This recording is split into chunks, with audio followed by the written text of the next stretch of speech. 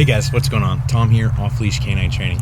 If you're watching this video, that means you just wrapped up your very first private one-on-one training session with us, which means you probably had a lot of information thrown at you.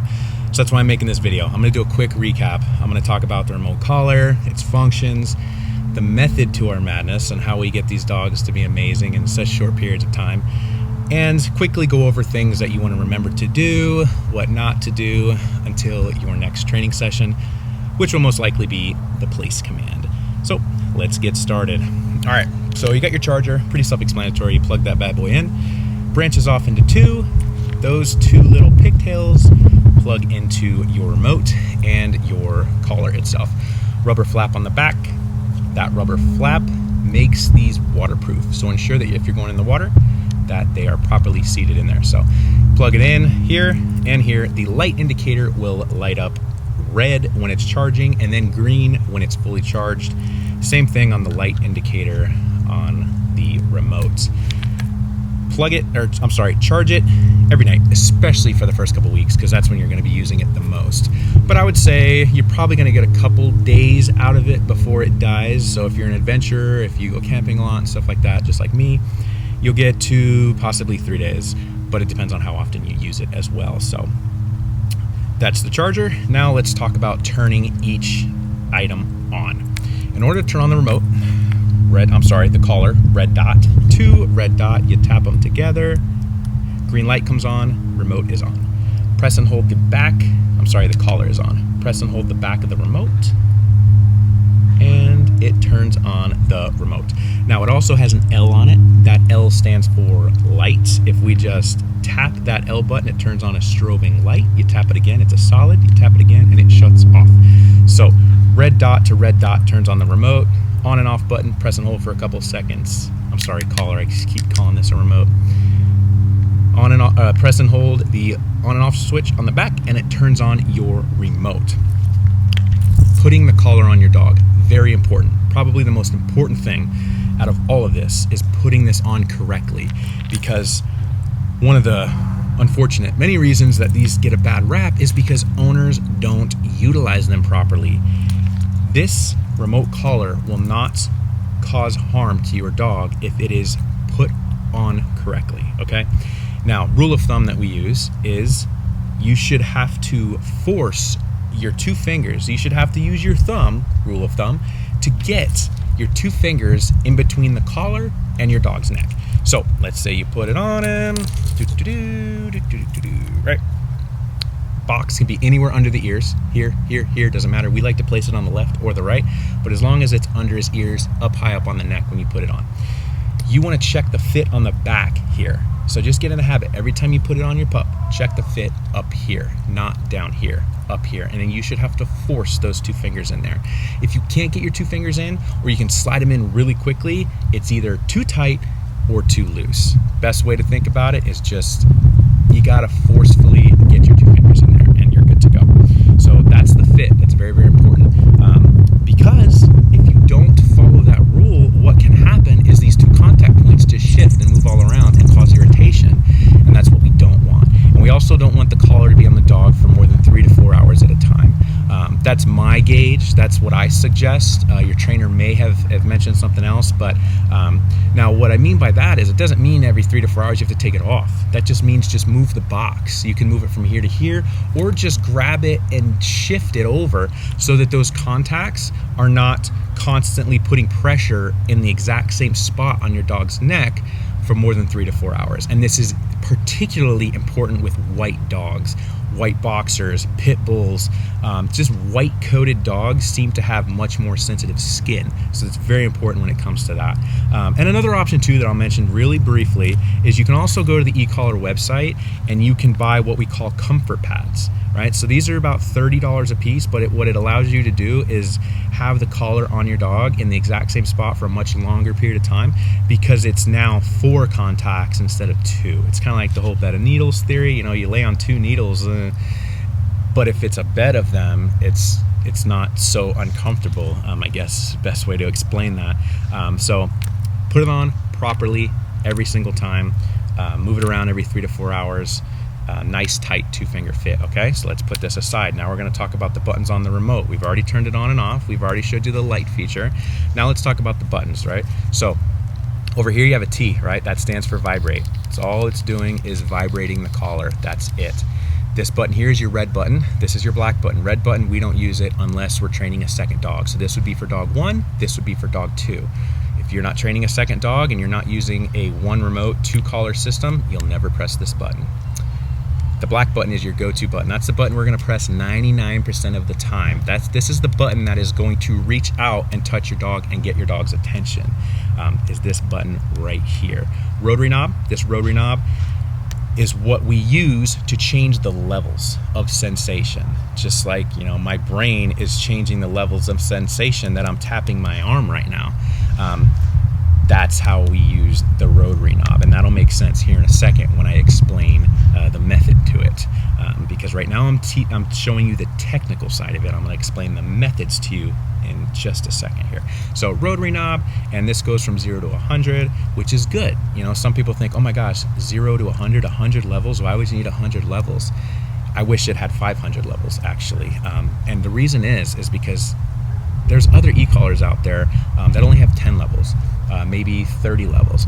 And what that means is there's only 10 levels of variation of sensation. So if you have an e-collar that only has 10 levels, you could put it on a dog and it be on the lowest level and it be too much. Meaning you press it and it's a very uncomfortable sensation for the dog. That's not what we want. We want it to be at the lowest level possible to get the dog's attention. And if you have an e-collar that only has 10 levels and the first level is a huge discomfort to the dog, that's improper training. We don't want to use that collar. We don't want to ever cause your dog extreme discomfort unless we have to.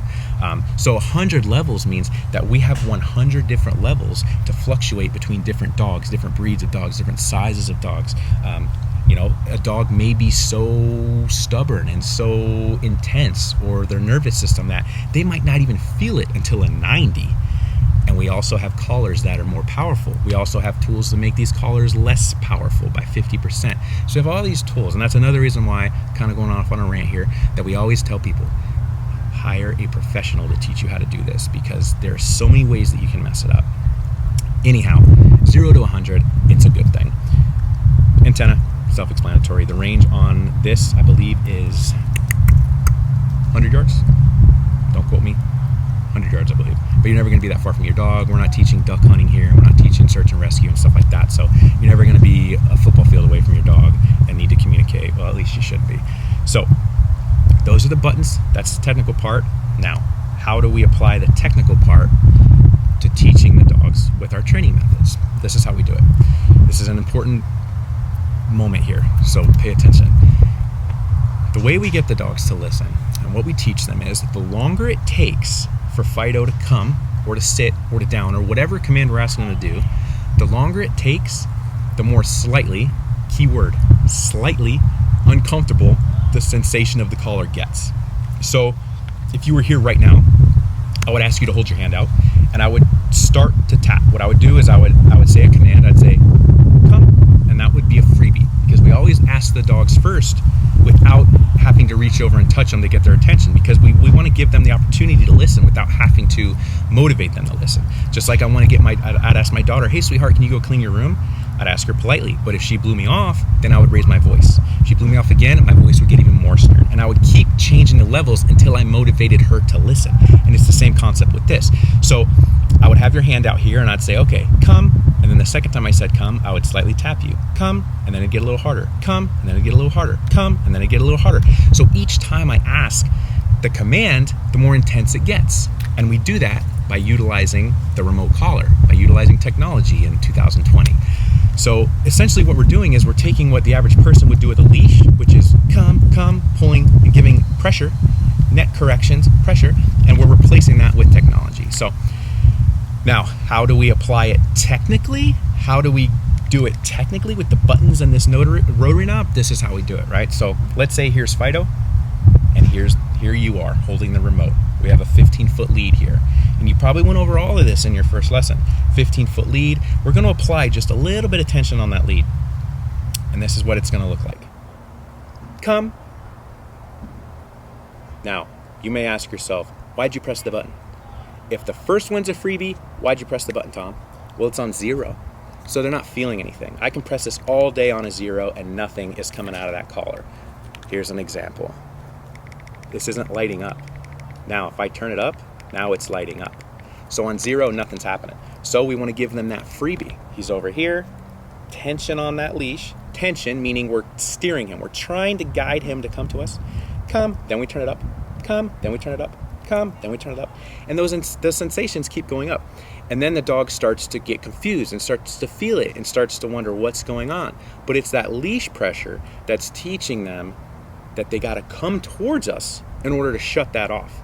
So if you're applying that tension, I keep saying tension. I'm not saying that we're pulling your dog into you. It's just tension to guide them. Just like when you're teaching a young child or anybody how to ride a bike, you're holding the back of that seat, you're guiding them, but you're not doing it for them. You're letting them do that work. Now, there comes a point at which you want to let go of that seat, and we'll talk about that in a second. So Fido's here, tension on that leash, come, turn it up, come, turn it up, come.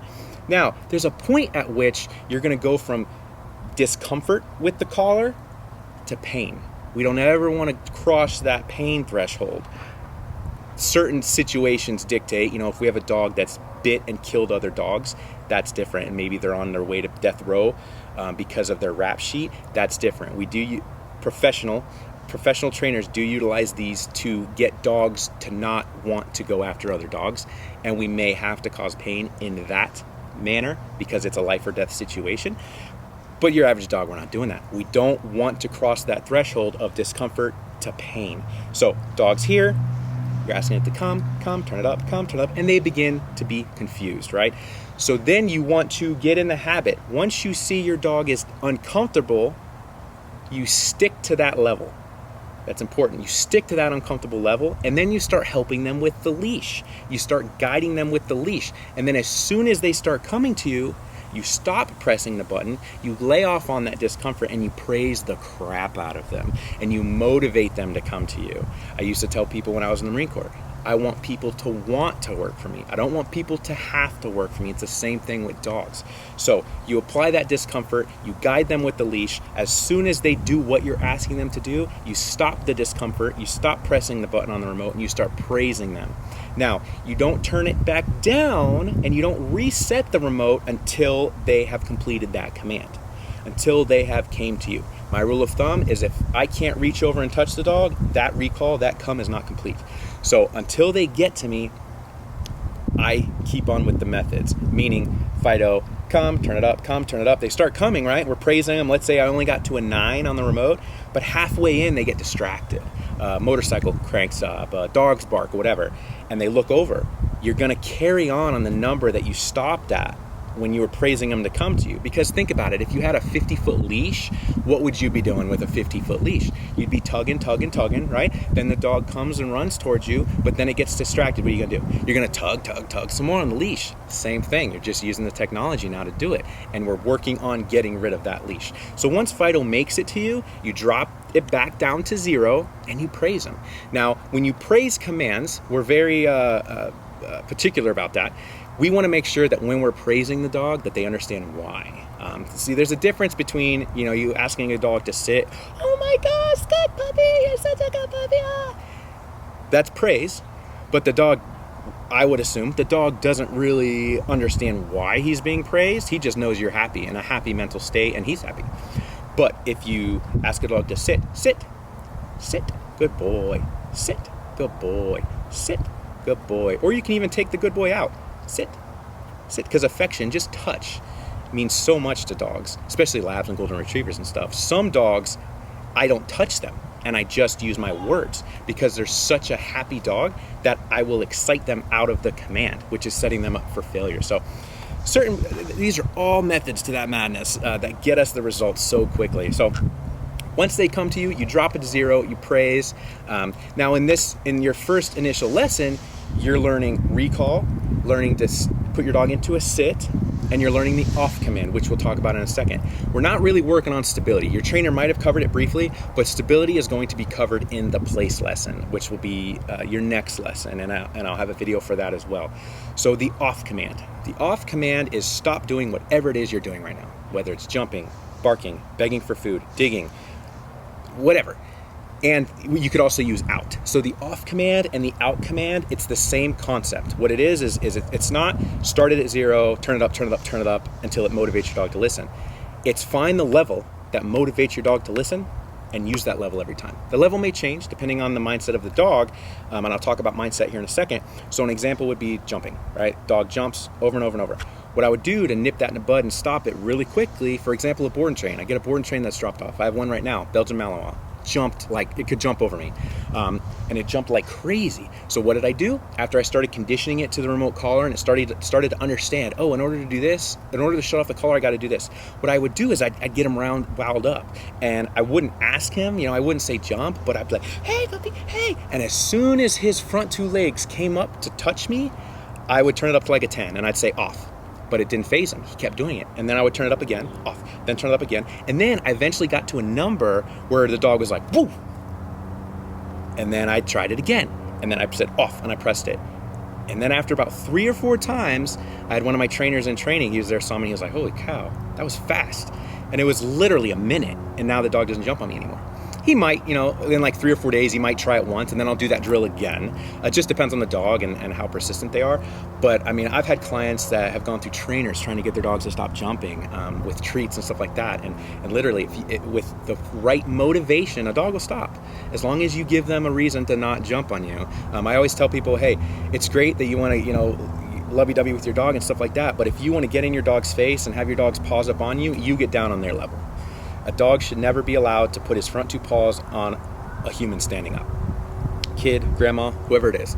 If you want to get all up in your dog and them, you know what I'm saying, get down on their level. So that's the off command, and the out command is the same thing. I don't really cover out unless a dog specifically has a ball drive or a tug drive or something like that, but it's the same concept. If your dog constantly has sandals in its mouth or just grabbing stuff, it's the same thing. You find a motivational correction that has your dog go and release it.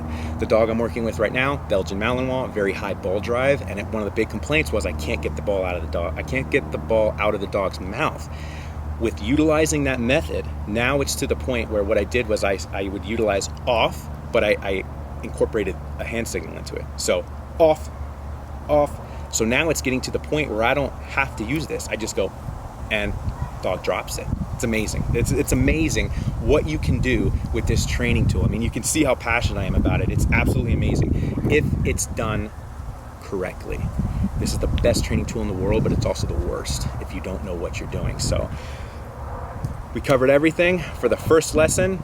This was a more maybe in-depth, more of a talking thing, whereas your lesson is a lot of movement and a lot of your trainer teaching you and showing you. I feel like this is beneficial because I get to talk to you and you can rewind and listen to it over and over again. So if you have any questions, reach out to your trainer. There may have been some things that I discussed that maybe they didn't, but that's another reason why I'm doing this. All of us trainers have different things that we know and different tricks of the trade and stuff like that. So that was your first lesson. Stick to it, at least 45 minutes a day. What you don't want to do, this is really important, you don't want to jump the gun and try using too much of this too quickly, okay? That's why you have your leash. Think of it like this. In the beginning stages, about 75% leash, 25% collar, right? And as time goes on, you want to switch it, okay? You want to switch it and eventually get to majority e-collar and minimal leash and eventually no leash. Now, back to the whole riding a bike thing that I mentioned earlier that I was going to discuss, and that'll be the last thing, and we'll wrap this up. So think about it like this. With all this training, whether it's the come to sit, whether it's the place, whether it's the down, there's a point at which you want to start to see if your dog will do it without you having to guide it or help it with the leash. And think of it like this. If you're teaching somebody to ride a bike, you're teaching a young kid or something to ride a bicycle, you're holding the back of that seat, right? And you're guiding them. But there's a point at which you gotta make that leap of faith and try to see if they can do it on their own, right? So we let go of that seat and then we wait and we see and we watch and we make sure they start wobbling and you feel like they're gonna fail, you grab the seat, right? And then you guide them back and you get them back on track. That's the same thing with the dog training and with the leash, right? Eventually you're gonna wanna see, will my dog come to me when it feels only stem and not pressure with my leash. So that's when you don't apply that tension and you let it off just a little bit and you just see what happens. Come, come, come. And what we want to happen is your dog feel the discomfort and then go, and run to you or walk to you or whatever it is. We don't want them to go and look around and try to figure out how to shut it off. And if that happens, we grab the leash and we guide them. I hope that makes sense. That's probably the best way to put it. And you don't want to jump the gun with that. You know, if you have your first lesson, don't try that the next day. Put in the work, at least 45 minutes a day. The more, the better. Then a couple days into it, then you know you've built repetition over and over and over again, and you started to build a habit. So try that. Give it a couple days, and then at some point, see if they can do it on their own. And that's when you realize that your dog is becoming conditioned to the e-collar, understanding that in order to shut it off, I got to do this. And then it's all not downhill, but it's all progress from there. Once your dog gets that concept, everything's going to start to flow. They're going to start to get it, and you're going to be able to start teaching these commands much quicker. So that's that. That is your recap and detailed explanation on a first lesson with off-leash canine training. I will be back, and I will see you after your next lesson, which will be the place lesson. I look forward to talking to you guys then. Have a good one. Take care.